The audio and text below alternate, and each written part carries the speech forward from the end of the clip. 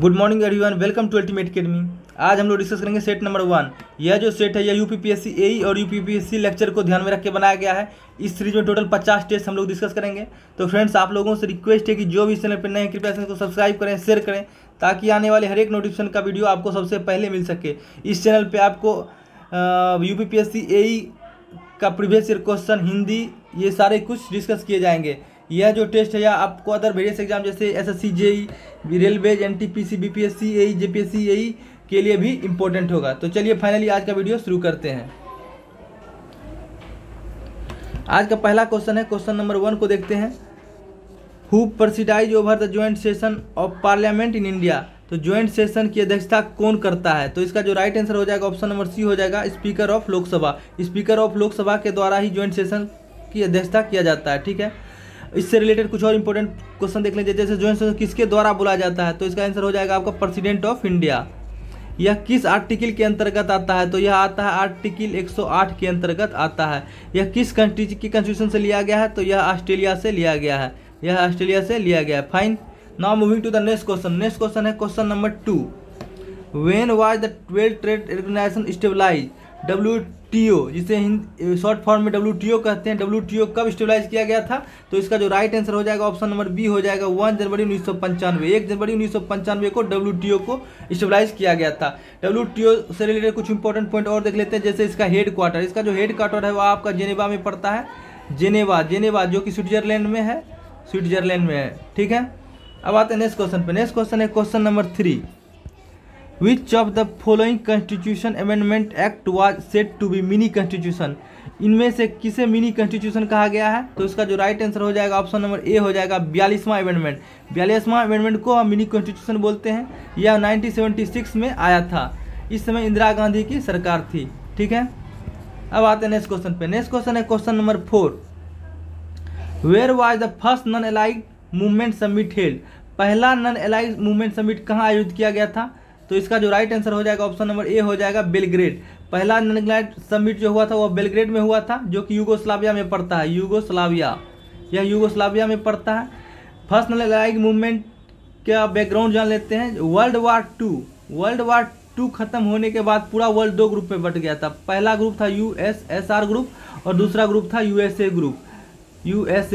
कुछ country USA group का part था और कुछ कंट्री यूएसएसआर ग्रुप का पार्ट था। और कुछ कंट्री जो था ना इसका ग्रुप यूएसएसआर का मेंबर बनना चाहता ना यूएसए का मेंबर बनना चाहता। तो उन लोगों ने मिलके नॉन अलाइड ग्रुप का फाउंडेशन किया था। 5 फाउंडिंग मेंबर था इसमें। 5 फाउंडिंग मेंबर मिलके नॉन अलाइड ग्रुप का फॉर्मेशन किया था। 5 फाउंडिंग मेंबर था। इसमें इंडिया भी एक पार्ट था। इंडिया भी इसका एक पार्ट था। इंडिया भी अभी करेंटली इसमें टोटल करेंटली अभी 120 मेंबर हैं। अभी करेंटली 120 मेंबर हैं।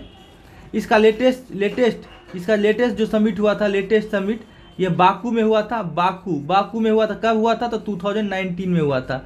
Fine, now moving to the next question. Next question है क्वेश्चन नंबर 5। क्वेश्चन नंबर 5 को देखते हैं। Black soil is good for growth of which crops? Black soil जो होता है, ब्लैक सॉइल किस फसल के लिए उपयोगी होता है? तो इसका जो राइट आंसर हो जाएगा ऑप्शन नंबर सी हो जाएगा कॉटन। कॉटन के लिए ब्लैक सॉइल गुड होता है। ठीक है, तो ब्लैक सॉइल जो जनरली जो है ना, कुछ इंपॉर्टेंट पॉइंट देख लेते तो ब्लैक सॉइल का यह कहाँ पाया जाता है? तो यह जनरली इंडिया में महाराष्ट्र में, गुजरात में और गुजरात, महाराष्ट्र और एमपी में यह जनरली मुख्य रूप से पाया जाता है। Fine, now moving to the next question. Question number 6। Main cause of earthquake is? तो इसका जो अर्थक्वेक का मेन रीजन क्या होता है? तो इसका जो राइट आंसर हो जाएगा ऑप्शन नंबर सी हो जाएगा टेक्टोनिक फोर्स। टेक्टोनिक फोर्स के कारण जो होता है टेक्टोनिक प्लेट में मूवमेंट आ जाता है। टेक्टोनिक प्लेट में मूवमेंट आ जाता है, जिसके कारण हम लोग अर्थक्वेक फील करते हैं।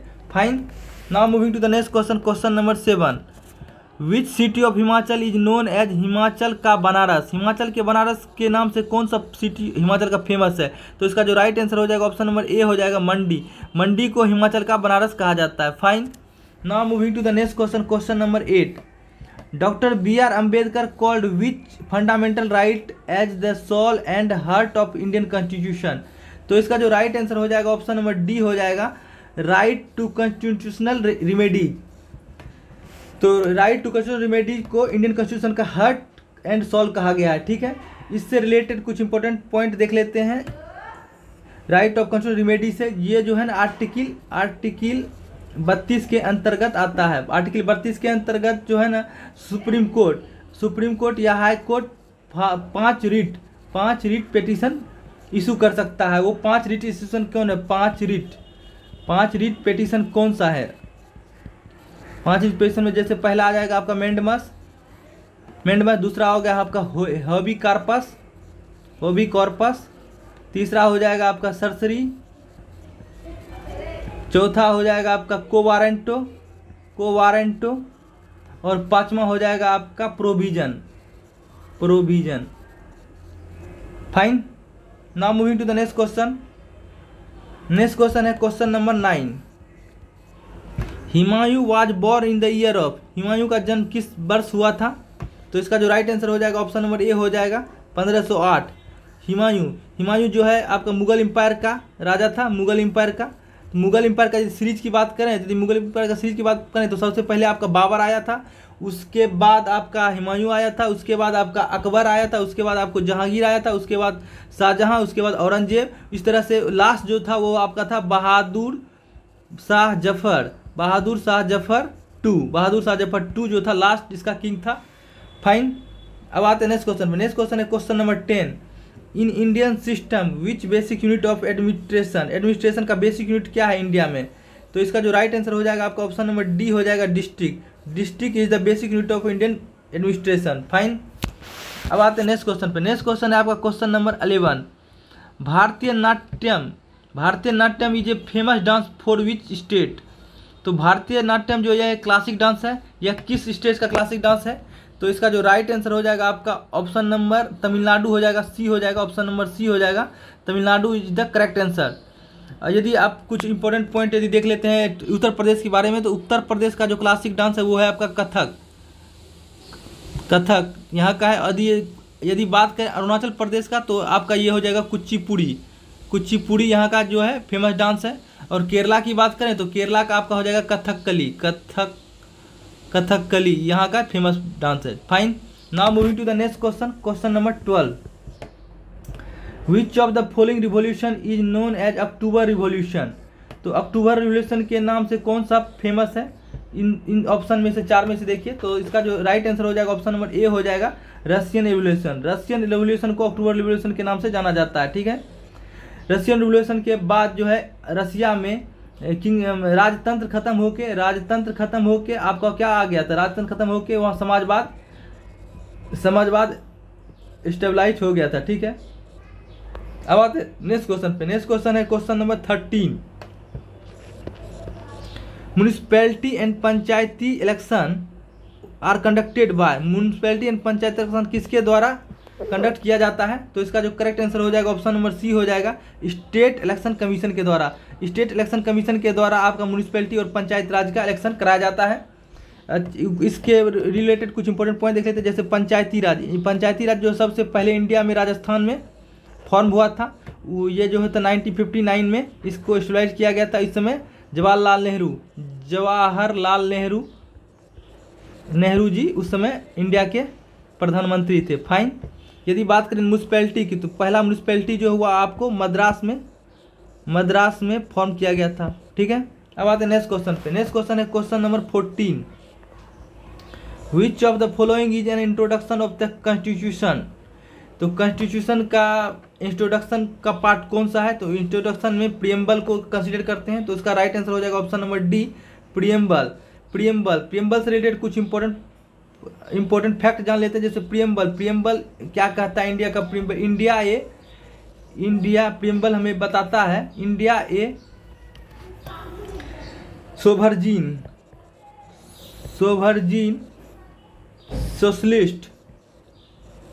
Socialist secular democratic and republic. ठीक है। अब आते हैं नेक्स्ट क्वेश्चन पे। नेक्स्ट क्वेश्चन है आपका question number 15। In which year the supreme court of India started functioning?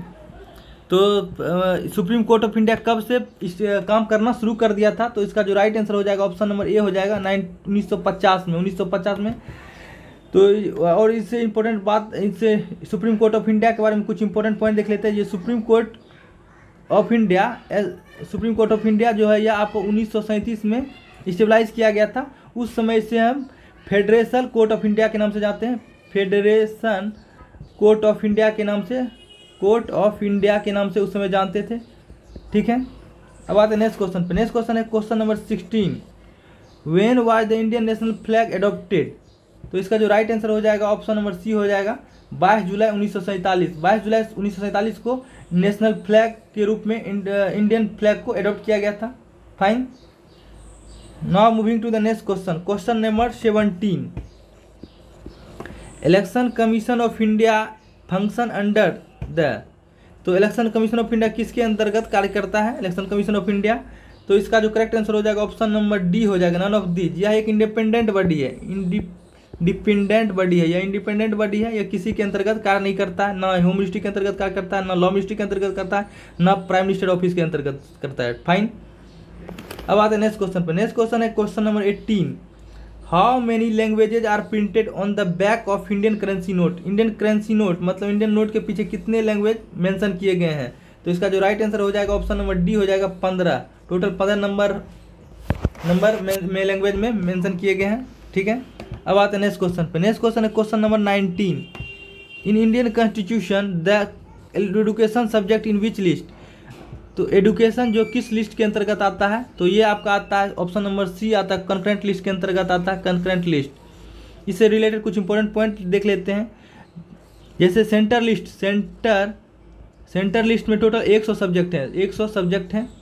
State list की बात करें, स्टेट लिस्ट, तो स्टेट लिस्ट में टोटल 61 सब्जेक्ट हैं। ठीक है, और कंकरेंट लिस्ट की बात करें, कंकरेंट लिस्ट की बात करें तो इसमें से टोटल 50, इसमें से शायद 52 सब्जेक्ट, इसमें 52 सब्जेक्ट हैं टोटल।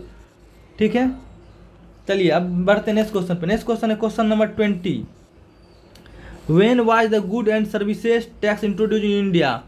तो जीएसटी, जिसे गुड एंड सर्विसेज को जीएसटी भी कहते हैं, इसको इंडिया में कब इंट्रोड्यूस किया गया था? तो इसका राइट आंसर हो जाएगा ऑप्शन नंबर सी हो जाएगा 1 जुलाई 2017। यह जो है इंडियन जीएसटी जो है यह आपको फ्रांस मॉडल पे आधारित है।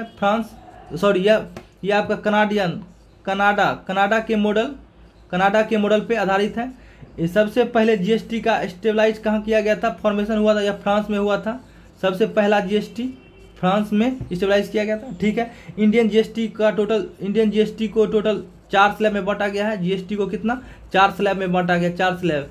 उस 4 स्लैब कौन कौन से हैं? तो पहला 5%, दूसरा है आपका 12%, फिर है 18% और है 28%। टोटल 4 स्लैब में इसको डिवाइड किया गया।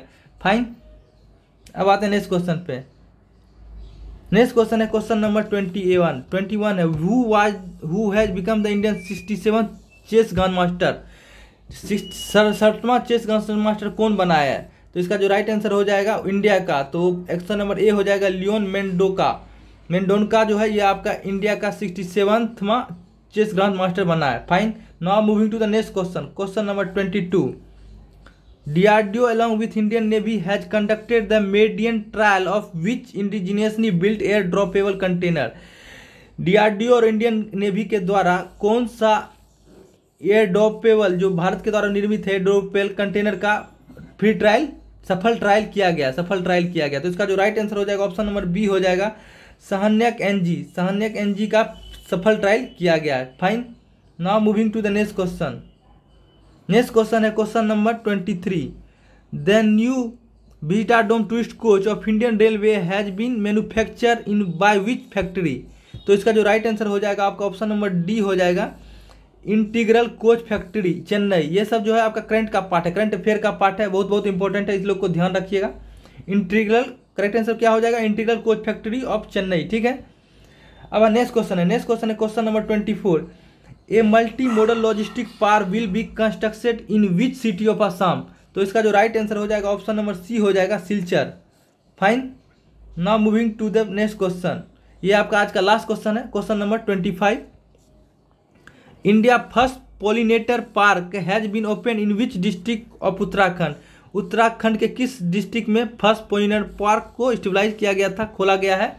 तो इसका राइट आंसर हो जाएगा आपका ऑप्शन नंबर बी हो जाएगा नैनीताल में यह पार्क खोला गया है। फाइन, तो तो आज का वीडियो फ्रेंड्स आज का वीडियो यहीं समाप्त करते हैं, फिर मिलते हैं एक नई वीडियो के साथ।